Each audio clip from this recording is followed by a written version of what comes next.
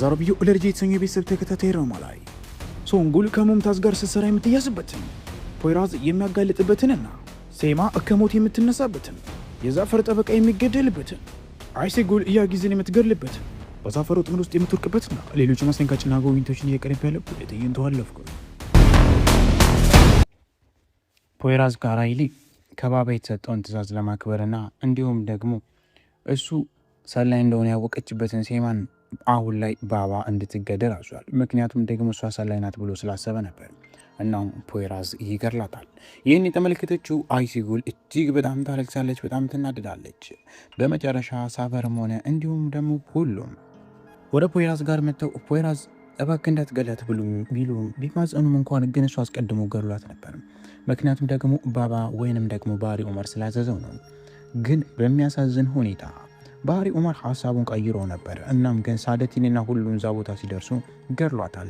ሳደቲንም ባባ እንዳትገላት ብሎ እንዴት ትገላታለህ ብሎም ይነግረዋል። በዚህ ሰዓት ላይ ፖይራዝም እንዴ የባባን ትእዛዝ እኮ ነው ያከበርኩት ብሎም ሲናገር ባባ እኮ ግን ሀሳቡን ቀይሮ ነበር ይላል። በዚህ ሰዓት ላይ ፖይራዝም ደውላችሁ ልትነግሩኝ ይገባ ነበር በማለት ይናገራል። በመጨረሻ የሞተችውንና እንዲሁም ደግሞ የገደላትን ሴማን መኪና ውስጥ ሂዶ እንድትቀበል ይወስዳታል። አሁን አይሴጉልን ደግሞ ሳደቲን እያጽናናት ይገኛል። ሳፈር እጅግ በጣም ተናዶ እገድለዋለሁ እያለ ይዘትበታል። ደሞንም ሲመለከት በጣም ይናደዳል። እናም በመጨረሻም አሁን ላይ ሴማ በፖይራዝ ተገደለች። የሲናን እናት ትክክለኛ እናት የፖይራዝን ፖሊስነት ከተመለከተች በኋላ ያንን ወረቀት መጽሐፍ ውስጥ ተመልሳ ታስገባውና በጣም ተዘቃለች። ባህርም የተሰራው ስራና እንዲሁም ደግሞ የሴማን መሞት ሲሰማ በጣም ያዝናል። በራፉንም አልከፍትም ይላል። አይሴጉል በጣም ተናዳ አባዬ ክፈትልኝ ያለች ትለምነዋለች። በዚህ ሰዓት ላይ የሴማን መገደል የሰማችው ሶንጉልም በጣም ደንግጣ ወደ ሽንት ቤት ውስጥ መግባት ትጀምራለች። የሴማ 3 ጓደኞች በሙሉ አዝነው ይገኛሉ። እናም ወደ ቤት እስካሁን ድረስ አልሄዱም። አይሴጉልን ለማረጋገጥ እየሞከረ የሚገኘው ሳደቲን አለ። ፖይራዝ አሁን ወደ ሙምታዝ ጋር በመምጣት እየተፈጠረ ያለውን ነገርና እንዲሁም ደግሞ ሴማ እንደሞተች መጥቶ ይነግረዋል። በዚህ ሰዓት ላይ ሙምታዝ በጣም ይደነግጣል። እባክህ ዝም በል፣ የምናስተካከለው በጣም ብዙ ስራዎች አሉብን፣ ግን በዚህ ወንጀል እኔ አልጠየቅም ሲል ለሙምታዝ ነግሮት ካለበት ቦታ ይሄዳል። ፖይራዝ ላይ አይሴጉል ቢደውልላትም ግን እሷ ፈጽሞ ጭራሽ ስልክ ልታነሳለት አልፈለገችም ነበር። ሳፈርና እንዲሁም ደግሞ ዙልፊከር በሌላ በኩል ሌሎቹን በመሆን አሁን ላይ ጠበቃውን ማለትም ደግሞ የዛፈርን ጠበቃ ሂደው ይዙታል።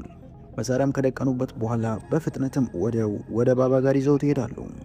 ሙምታዝ በመደወል ሶንጉልን እንዲገናኙና አሁንም ቀጣይ ሌላ መረጃ እንድሰጠው እንደሚፈልግ ይነግራታል። እሷም ወዲያው እሺ እንገናኛለን፣ የት ነው ያለኸው በማለት መሳሪያን በመያዝ ትሄዳለች።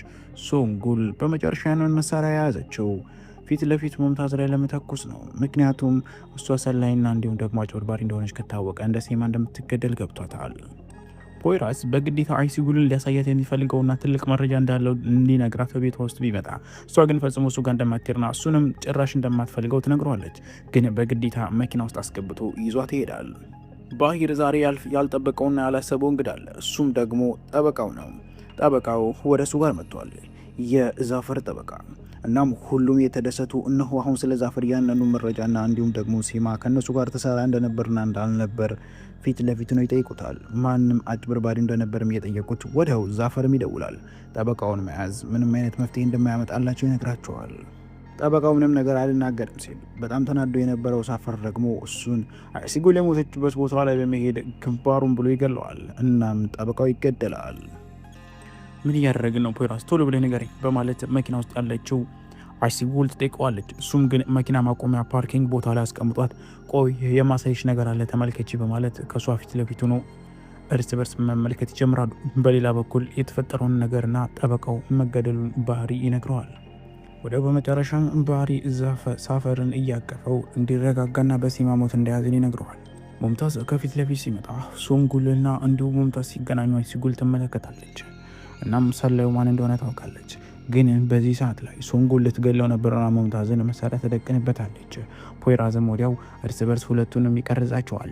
እናም ፖይራዝ እባክህ እሱን ካሜራ ጥፋ ብያለሁ እገልሃለሁ በማለት ሶንጉል ፖይራዝ ላይ ትዝትበታለች። እሱ ግን ፈጽሞ አላጠፋልሽም፣ እናም አንቺ ሰላዩ እንደሆንሽ ዛሬ አውቄያለሁ፣ ሴማም የተገደለችው በውሸት ነበር በማለት ይናገራል። በዚህ ሰዓት ላይ ሙምታዝም እባክህ ፖይራዝ ምንም አይነት ስህተት እንዳትሰራ ይህንን ቪዲዮ ለማንም ማሳየት አይጠበቅብህም ሲል ይነግረዋል። ግን በጣም የተናደደችው እና በጣም ያዘነችው ሶንጉል አለች። አሁን እጣ ፈንታዋ እንደ ሴማ ሊሆን ነው። አይሲጉል መታ በዚህ ሰዓት ላይ ሁሉንም ነገር ትመለከታለች። እናም ሶንጉል ሰላይ እንደሆነችም ታውቃለች። በዚህም ነገር እጅግ በጣም ትበሳጫለች፣ በጣም ትናደዳለች። የሚገርመውና ግን የሚያስደነግጠው ነገር ከኋላ እየመጣችው ሴት ናት። እሷም ደግሞ ሴማ ነበረች። ሴማ አልሞተችም። ይህ ውሸት ነበር። ሴማ ሞታለች እያለ ሲል የነበረው ፖይራዝ በስነ ስርዓት ግሏት አልነበረም። ይህ ሁሉ ድራማ ነበር። በመጨረሻ ትክክለኛው ሰላይም ሶንጉል እንደሆነች ተያዘች። እናም አሁን ሰላይዋ ሶንጉል እንደሆነች ካወቁ በኋላ ሴማ መሰራውን ደቀና እይዛት ሁሉም ተያይዘው ወደ ቤት ይሄዳሉ። አይሲጉልና እንዲሁም ፖይራዝ ይታረቃሉ።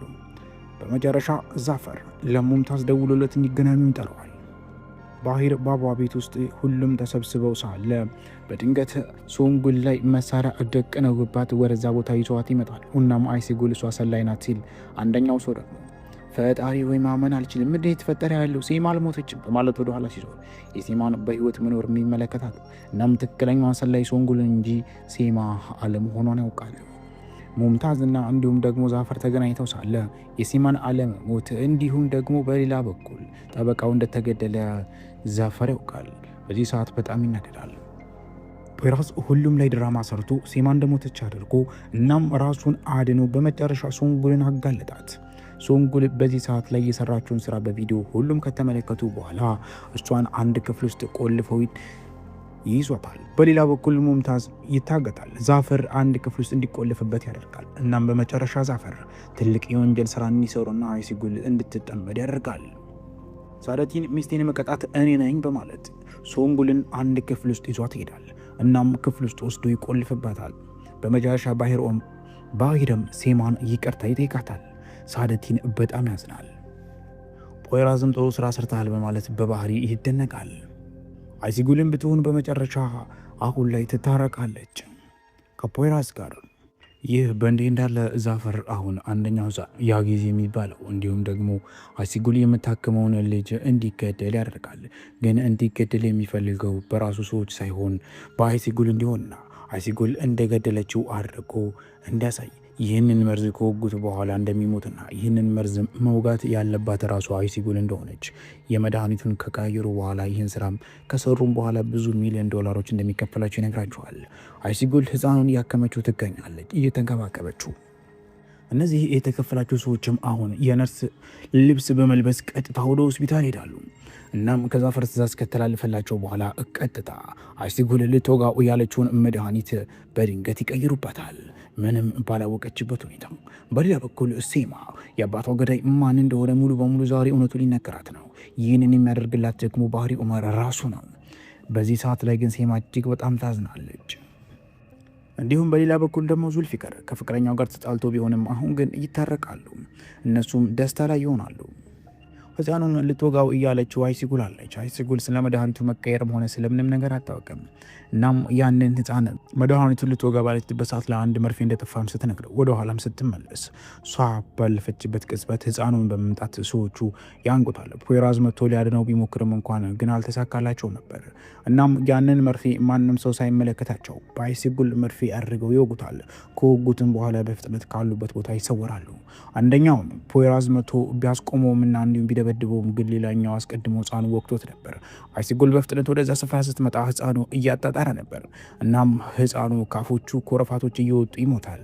በመጨረሻም ይገባቸዋል። የሆነ ሰው መጥቶ እንደወጋውን ቢናገርም እንኳን ግን የተወጋው በአይሲጉል መርፌ ነበረና በአይሲጉል ተሳቦ ህፃኑ ይሞታል። አይሲጉል ከአይኖቿን ያወጣሉ። ፖይራዝ በጣም ያዝናል። ዛፈር በመጨረሻ ስኬታማ ይሆናል።